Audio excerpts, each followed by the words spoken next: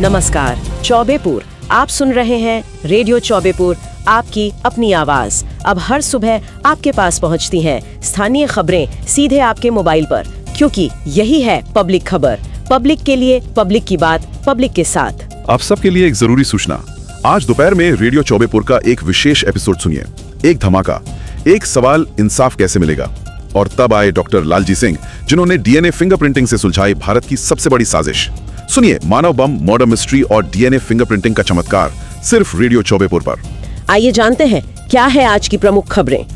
40 दिन के सन्नाटे के बाद परिषदीय विद्यालयों में लौटी रौनक। तिलक, माला और मिठाई से हुआ नन्हे बच्चों का स्वागत। बारिश के बीच बनपुरवा, चंद्रावती, पिंडरा, फूलपुर, चोलापुर समेत दर्जनों गांवों के स्कूलों में बच्चों का पारंपरिक स्वागत। डॉक्टर्स डे पर आशा ट्रस्ट द्वारा भंदाहा कला में स्वास्थ्य शिविर, 164 जरूरतमंदों की जांच। डॉक्टर्स डे पर बीएचयू ईएनटी विभाग की उपलब्धि, 2 साल के चार्ट सिंड्रोम पीड़ित बच्चे का सफल कॉकलियर इम्प्लांट।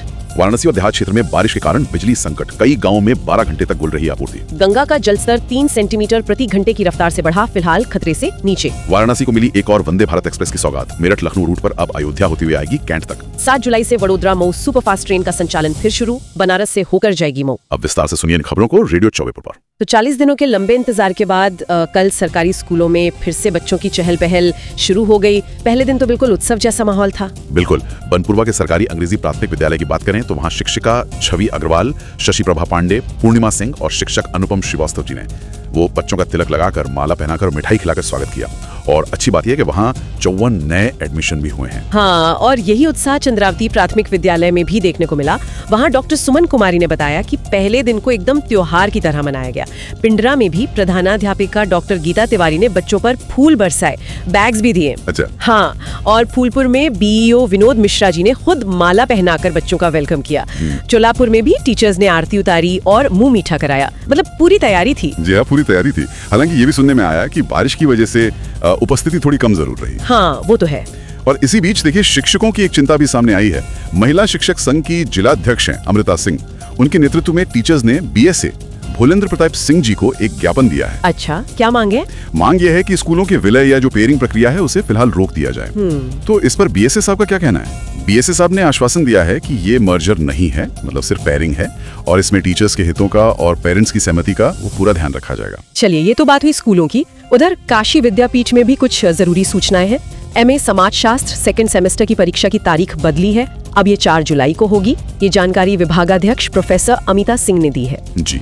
और प्रोफेसर के सिंह को फिर से चीफ प्रॉक्टर यानी कुलानुशासक बनाया गया है। हाँ, और कुल सचिव डॉक्टर सुनीता पांडे ने बताया है कि बीएफए की काउंसलिंग अब 3 और 4 जुलाई को होगी और बीकॉम की 8 और 9 जुलाई को। बाकी कोर्सेज की जो दूसरी काउंसलिंग है वो 5 जुलाई को ही है। चलिए, अब जरा स्वास्थ्य जगत की खबरों का रुख करते हैं। डॉक्टर्स डे पर 2 अच्छी खबरें आई हैं। जी बिल्कुल। पहली खबर आशा ट्रस्ट की तरफ से है। उन्होंने भंधा कला कैथी में एक हेल्थ कैंप लगाया। इस कैंप में lieutenant colonel doctor Shailesh Singh, doctor Yajnavalkya Gupta और डॉक्टर पूनम गुप्ता जैसे कई डॉक्टर्स ने मिलकर करीब 164 जरूरतमंद लोगों की जांच की और दवाएं भी दी। ट्रस्ट के कोऑर्डिनेटर हैं वल्लभाचार्य पांडे जी। उन्होंने तो डॉक्टरों को धरती का भगवान ही बताया। बिल्कुल सही कहा। और दूसरी बड़ी उपलब्धि आई है बीएचयू से। काशी हिंदू विश्वविद्यालय के कान नाक गला विभाग मतलब ईएनटी डिपार्टमेंट ने एक बहुत बड़ी सफलता हासिल की है। प्रोफेसर राजेश कुमार और उनकी पूरी टीम ने चार्ज सिंड्रोम से पीड़ित एक 2 साल के बच्चे का सफल कॉकलियर इम्प्लांट किया है। जी हाँ, ये वाकई एक बहुत बड़ी और अच्छी खबर है। ये बच्चा सुन नहीं पाता था। इस टीम में professor Vishwambhar Singh, doctor Shiva S, doctor Ramraj, doctor Rahul, doctor Chandrashekhar, doctor Akanksha, doctor Pamei, doctor Mayur भी शामिल थे।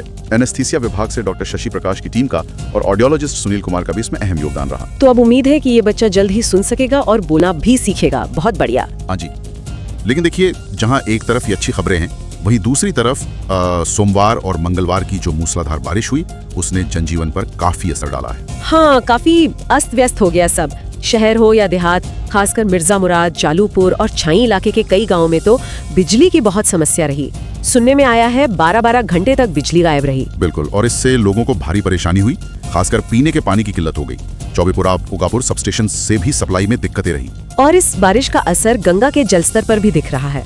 मंगलवार रात 8 बजे तक लेवल 62.01 मीटर दर्ज किया गया। रफ्तार है 3 सेंटीमीटर प्रति घंटे की। हाँ, बढ़ रहा है पानी।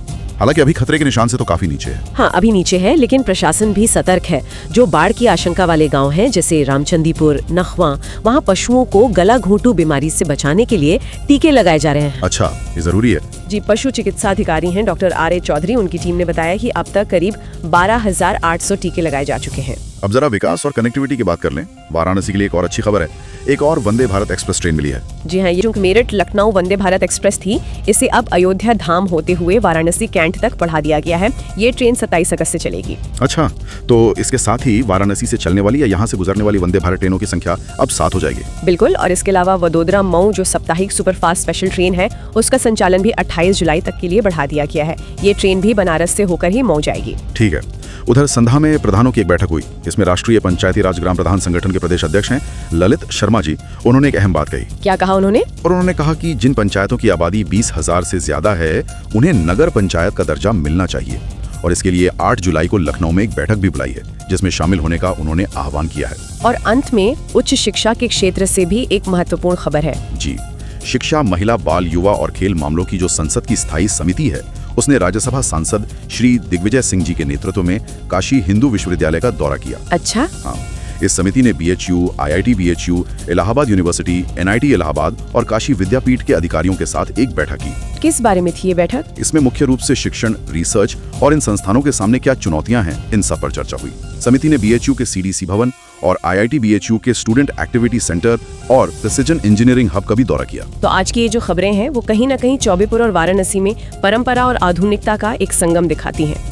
एक तरफ स्कूलों में पारंपरिक तरीके से बच्चों का स्वागत हो रहा है, बिल्कुल तिलक और माला से, तो दूसरी तरफ BHU में आधुनिक तकनीक से बच्चों को सुनने की शक्ति मिल रही है और वंदे भारत जैसी ट्रेनें कनेक्टिविटी बढ़ा रही हैं। सही कहा। और यहीं एक सवाल भी मन में आता है कि इन दोनों पहलुओं, मतलब हमारी परंपरा और ये जो आधुनिक विकास है, इनके बीच संतुलन कैसे साधा जाए।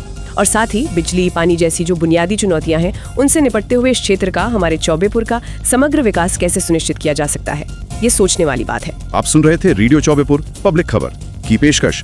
आज का ये बुलेटिन यहीं समाप्त होता है। उम्मीद है ये खबरें आपके लिए जरूरी और मददगार रही होंगी। आज दोपहर 12 बजे सुनना न भूलिएगा मानव बम, मर्डर मिस्ट्री और DNA फिंगरप्रिंटिंग का चमत्कार, सिर्फ रेडियो चौबेपुर पर। कल फिर मिलेंगे इसी प्लेटफॉर्म पर, लेकर चौबेपुर इलाके की ताज़ा सुर्खियां। तब तक के लिए इजाजत दीजिए। नमस्कार, जय हिंद।